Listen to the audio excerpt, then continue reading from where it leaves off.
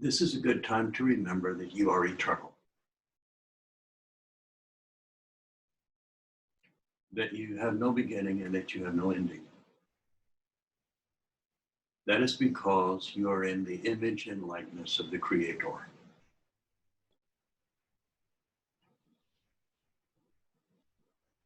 We take on these bodies for just a short time, a few short decades.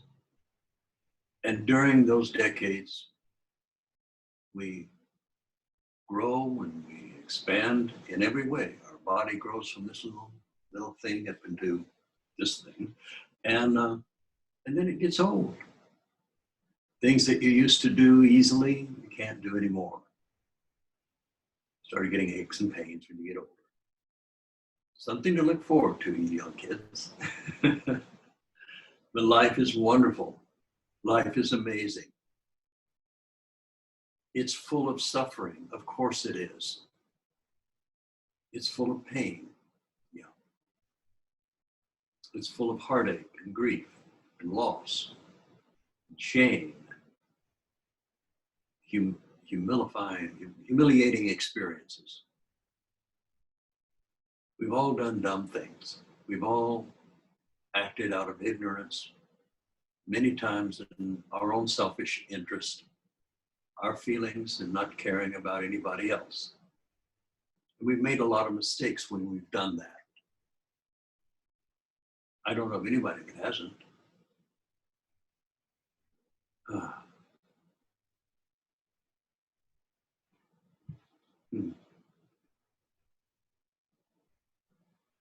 But it's not all about suffering.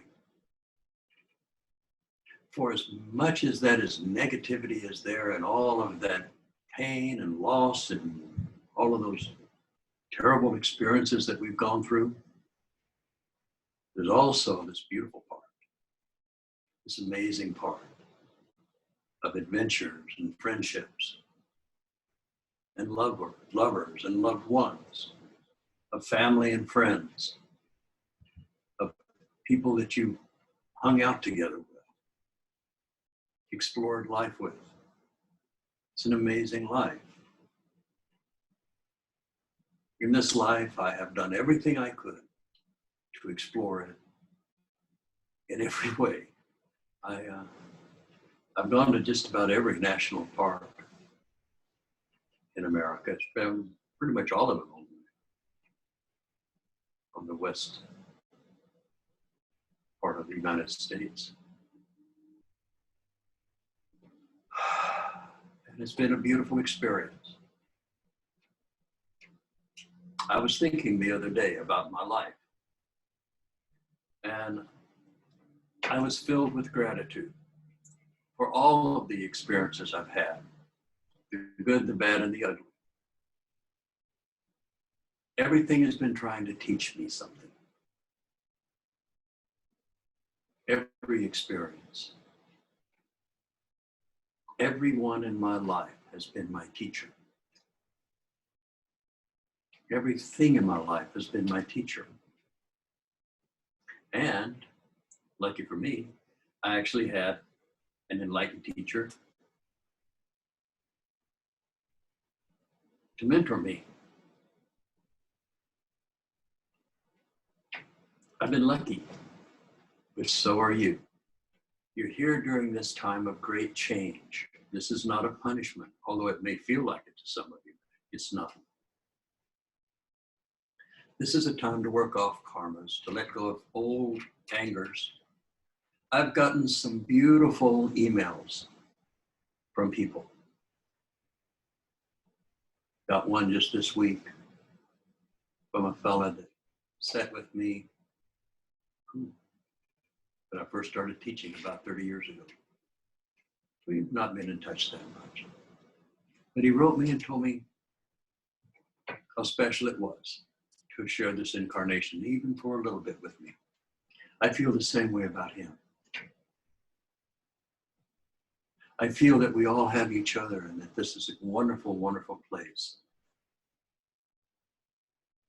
And I will let you know that realizing all of the pain and all of the suffering and all of the terrible things that I've had to experience in this life.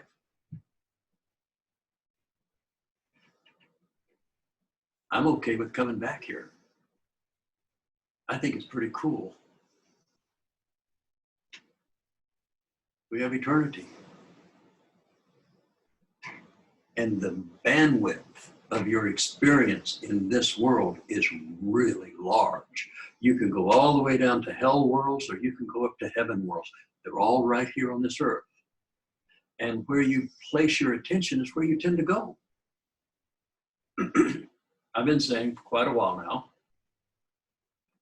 that what you focus on, you experience. I mean, that's just common sense, right? What you focus on, you experience. And your experiences kind of glob together to create your view of reality. Now, your view of reality is not the same as anyone else's. Everyone has a unique view of reality. I've said before, so I'll repeat it again. At my age, I can do that. But two people watching a sunset, not watching a rainbow, better. A rainbow, and they're standing 2 feet from each other. And they're saying, you know, look there, that rainbow starts on top of that hill and it goes over and it comes and look at it. It's right in the backyard of that little farmhouse. And we sit there and we think we're looking at the same rainbow. But we're not. The rainbow I'm looking at is different than the person 2 feet to my right. Rainbows are made up of millions of drops of water in the sun. They're in the sky. They're kind of round and they cause the light to fractal out into the drop of water that's yellow to me may be showing green to somebody else, person next to me. We're looking at what appears to be the same rainbow, but our rainbows are 2 feet apart. Looks the same, but they're not. Your view of reality is uniquely yours. It's nobody else's. We glom around people who have views of reality that we tend to meld with and mesh with, and it's like we're entering into a stream, a river, and that river is carrying us, and all around us are people and events and things that are all kind of experiencing kind of the same thing, but everyone unique.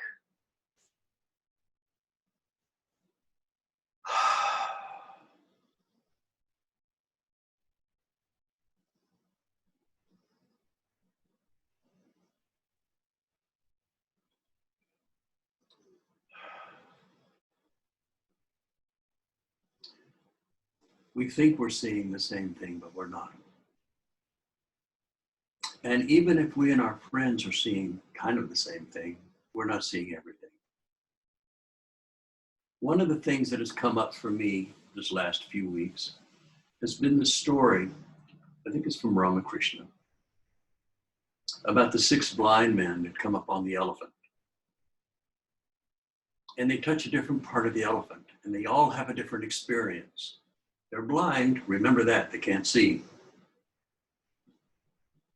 So the one that's holding the ear of the elephant, it feels like a leaf. To his right, it feels like a spear. He's holding the tusk. Over from him is someone holding the trunk and saying, no, it's like a snake. Am I right? You know, the guy's hugging the front leg of the elephant. This is like a tree. Over there's more like a wall. It goes all the way down to the twig at the end of the elephant. Everybody has a different view or feel for the elephant. They don't have a different view. They have a different feel. Everyone is touching that elephant, and what they have in their hands is real to them.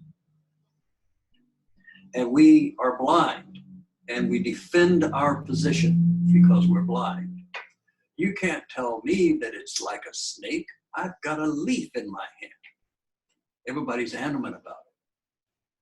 So we fight. We argue. We make fun of people who are having a different experience.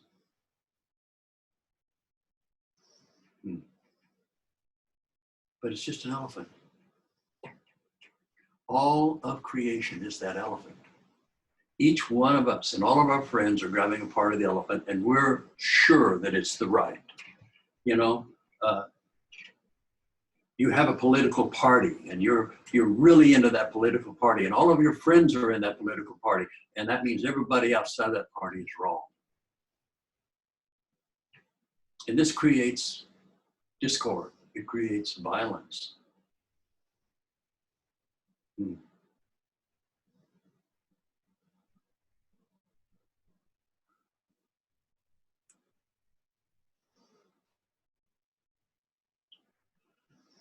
What the world needs now is love, sweet love. There used to be a song like that back in the 60s, before you were born, most likely.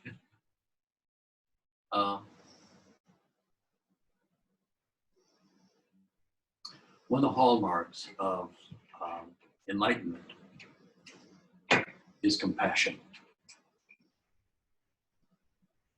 Compassion doesn't just spring up on its own. It rises up out of empathy. Empathy is the feeling, empathy is the feeling of someone else's thoughts and feelings, of their experience. Empathy to the blind man, holding the ear, his empathy would take the expression of listening to the guy to the right and suspending his view of what he's holding, and just reach over and see what the other fellow's touching. Does. But I've got the ear, but that does feel like a spear. Now I have compassion, I have an empathy for him, I understand it. A Jehovah's Witness comes to your door. Do you even know what they're teaching, what they want, why they're there? Well, they're there to get you to join their church. Why are they getting you to join their church? What are their belief systems? What's driving them? What's motivating them to go build from house to house, actually really seeking to be turned down, because for them to have somebody slam the door in their face is for them to show that they're a warrior or trying to save souls. The Mormons come by. Do you know anything about the Mormons? Might be good to read it. I'm not saying you should become a Jehovah's Witness, not at all, or a Mormon, but you should know a little bit about where they're coming from. What's driving them? What's motivating them? It may be something really not very good. It could be motivated by, I don't know, especially if you get into politics and stuff, it can be motivated by racism, misogyny, and all kinds of things. There's a big, big part to this elephant called creation.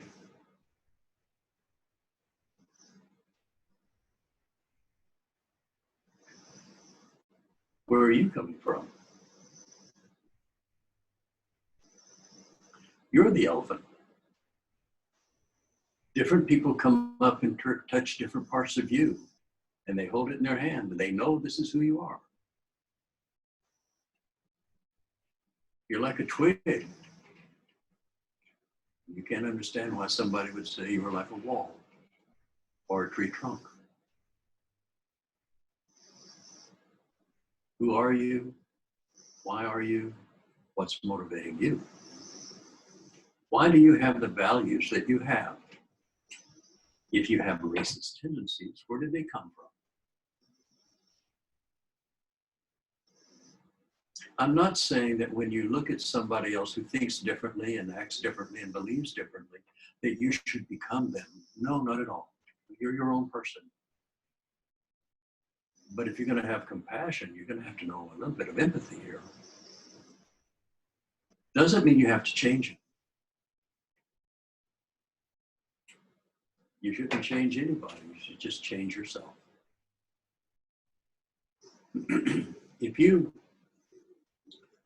look at a group of people and you feel nothing but anger and outrage, you're lacking compassion. And you're definitely lacking empathy. I'm not saying you should agree with them. No, no, no, no, no, no. You're not, don't get me wrong. But you should understand where they're coming from, what's driving them, what's their background, who's its father.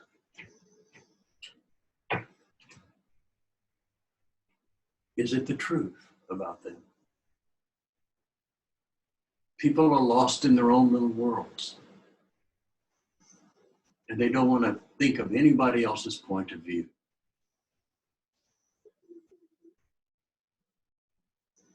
But we live in a world with 7 billion points of view. It's pretty crowded here.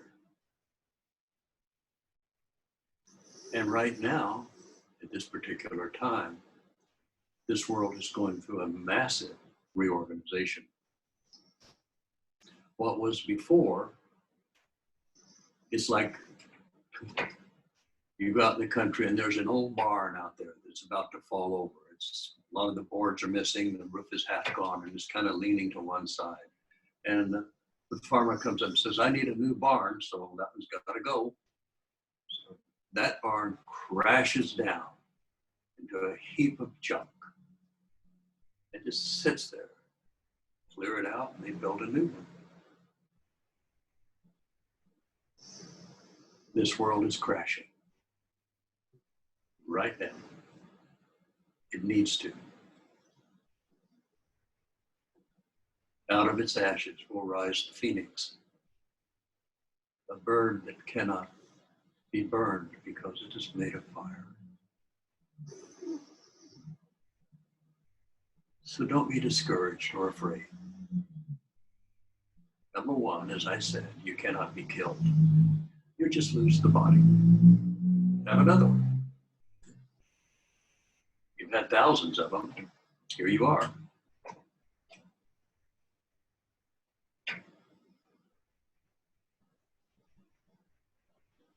Focus on the highest and the best. If there's any honesty, if there's any truth, if there's any virtue,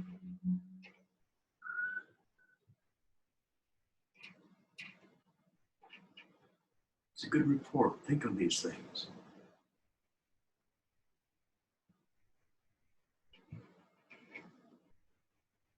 What you focus on, you experience.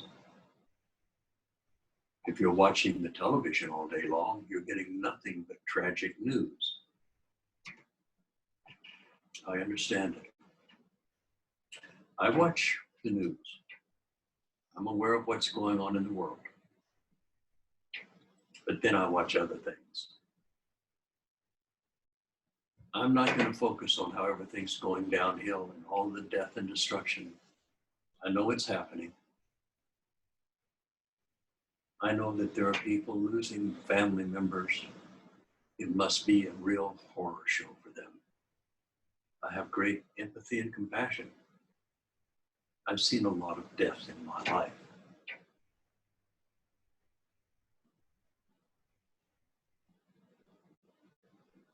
And because of that, I have compassion. I have empathy, I have compassion. I also know that we are eternal. I know that everything here comes and goes. Everything goes away. Only thing that remains is enlightenment. And enlightenment is found right here.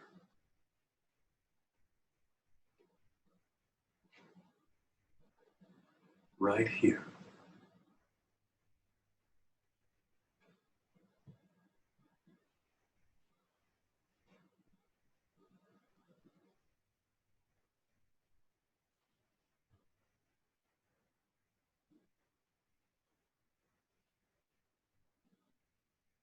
There's a peace that is beyond understanding. There's a sense of joy, inexplicable. Why are you feeling joyful? Because of life, because of love, because of all that's going on around me.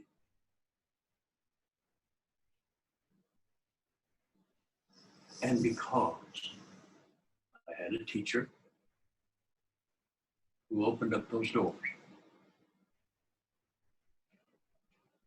and I was smart enough to walk through, as were many others. And right now, it's your turn to walk through. It's your turn to walk through that door into enlightenment. You can do it in this life. You just have to forgive everybody, including yourself. And I mean everybody.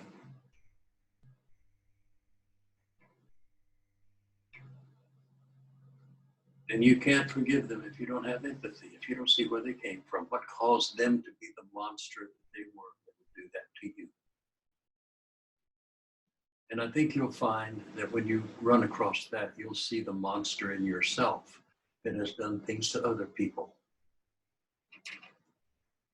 We're all in this together. There's only one magnificent creative force experiencing itself in each one of us.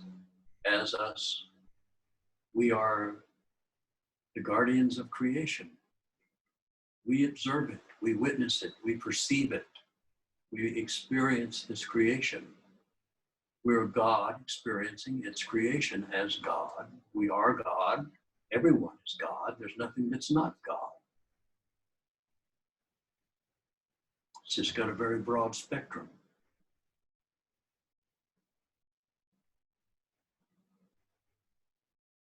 From the lowest to the highest. And when you get into deepest enlightenment, the lowest and the highest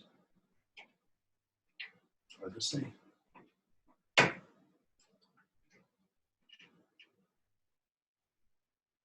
You'll see. Don't worry about it. Oneness is such an amazing thing.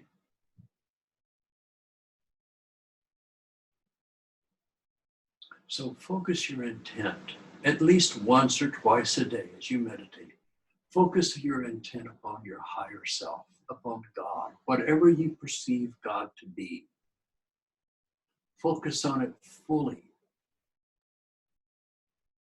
Unbending will and intention on that holiness, on that sacredness, on that purity, on that dissolution of the illusion that this world is all there is. What you see and what you experience is only half of what there is. You may think it's all there is. It's only half. The other half is pretty amazing. But in order to see that half, you have to open your eyes. You have to start having empathy for all of creation.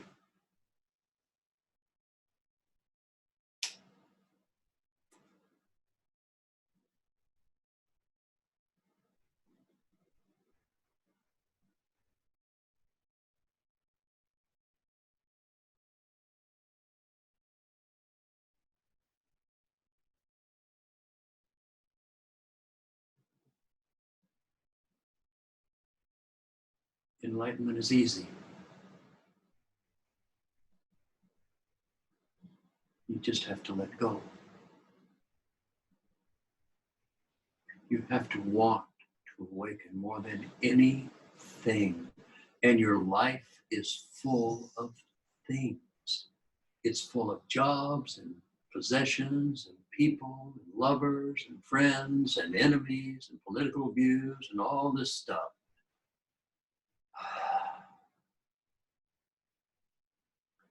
Let go of those things. You have to have a desire for the enlightenment, awakening, more than anything. Family, friends, your history, your purpose, everything in your life, you put on the altar and turn it over and surrender it. You surrender it all to your higher self. I only have a few short years. All of us are like that. Just a few short years. And then we leave the body. But if I can forgive everyone in my life, forgive myself, love everyone, love myself, and let go into spirit, seeking only the light, seeking only the divine, taking nothing with me except my intense desire and will to surrender to spirit fully, completely. No time limits. Just let go.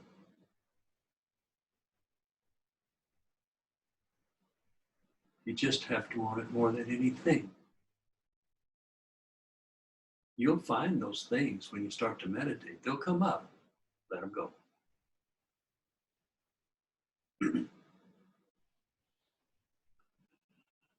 There's only two things you should feel in meditation. One, of course, is that unconditional love. It comes with forgiving everything.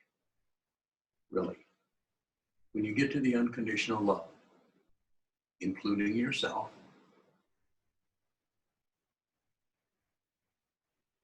then you can let go and surrender. So you have love, unconditional love, and then you have the feeling of letting go. Just letting go of everything, everyone. Just letting it go. Here, I'll show you. I'll show you.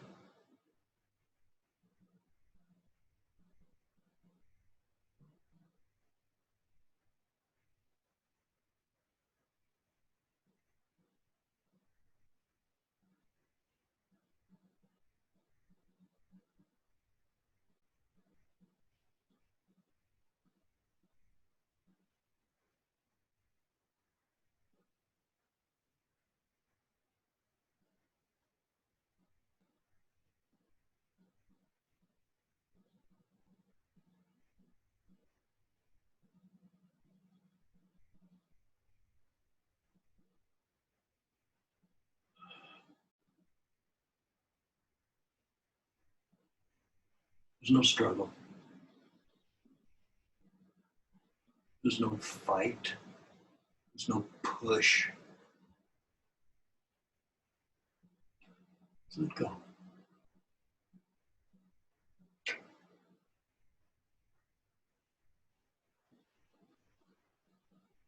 So when you have empathy for someone, that doesn't mean that you're approving of their point of view or that you approve of how they're putting their life together, but at least you know why. You can see, for instance, maybe you're around people who are racist. Why are they racist? What are they frightened of? Are they so tied up in their little world and their way they're speaking and the way they dress and the way they are with each other, they can simply not really imagine what it would be like for anybody else, and anyone else is doing it differently. They're somehow seen as a threat.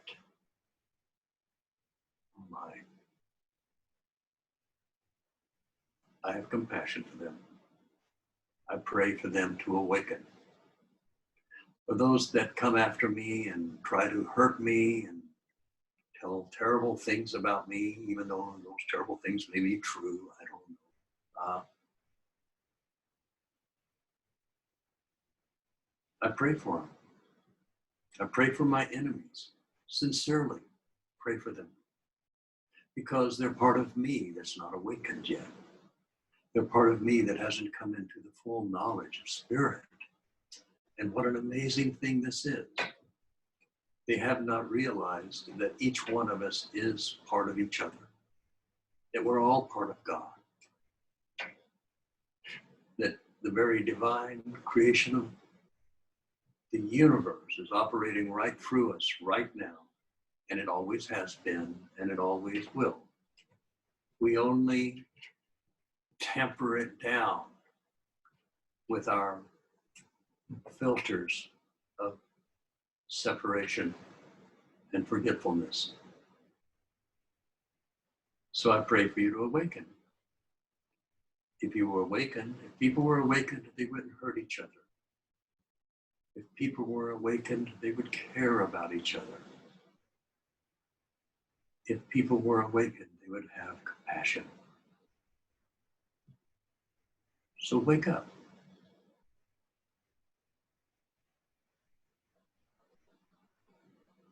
I'm here to help you, but there are lots of teachers out there who can help you to awaken. So that's a good thing. It's a really good thing. This is a time for awakening. You know, people say the world's going really bad right now. It's terrible. Oh my God, we're going to go into a depression. People are going to starve and die in the streets. Well, maybe, yeah. That was going on when Christ walked the earth. And it went on after he died. Doesn't lessen his message.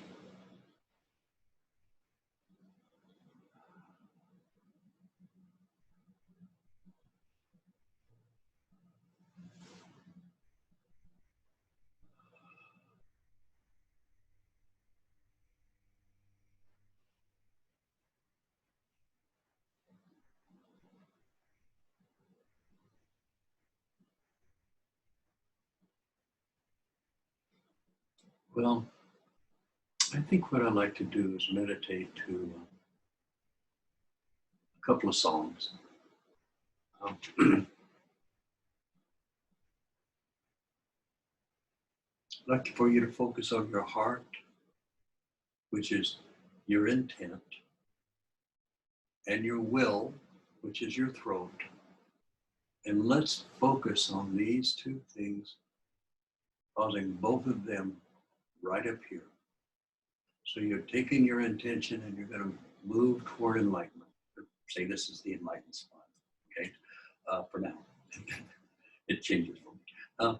But yeah, from here, here's your intention and your will to focus on here. And once you're here, you use your intent and your will to stay there. And if you find yourself going back down, pull it back up. So we're going to do that during a couple of songs here. And hopefully, you'll see something really amazing inside yourself. So you start with your heart with me right now, okay?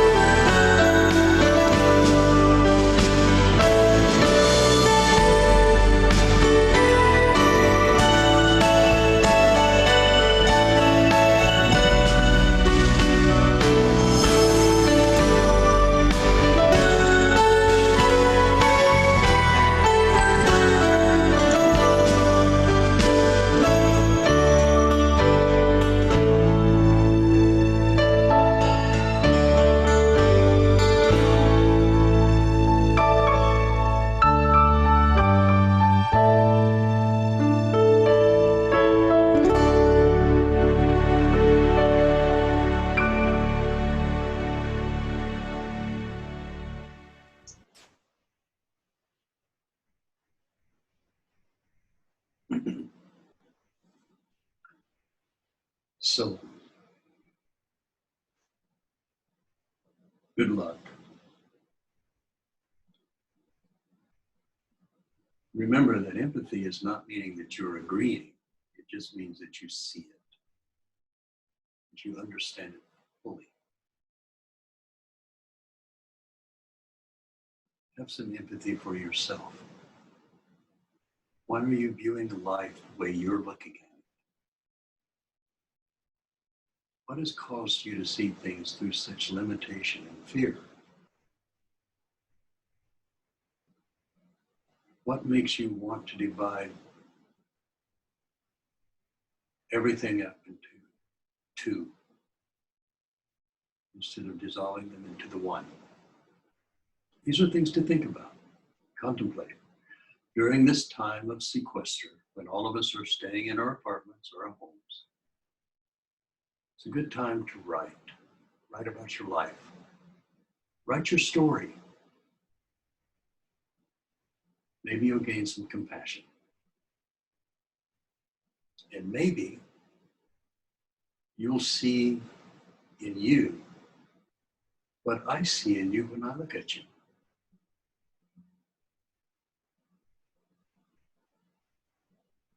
Yeah, that'd be kind of cool.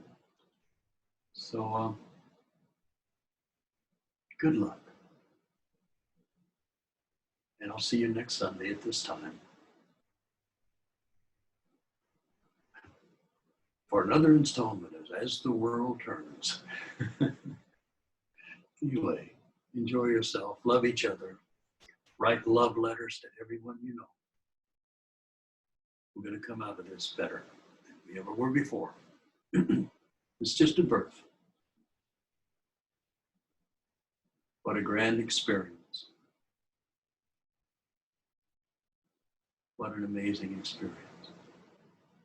Just to be alive during this time.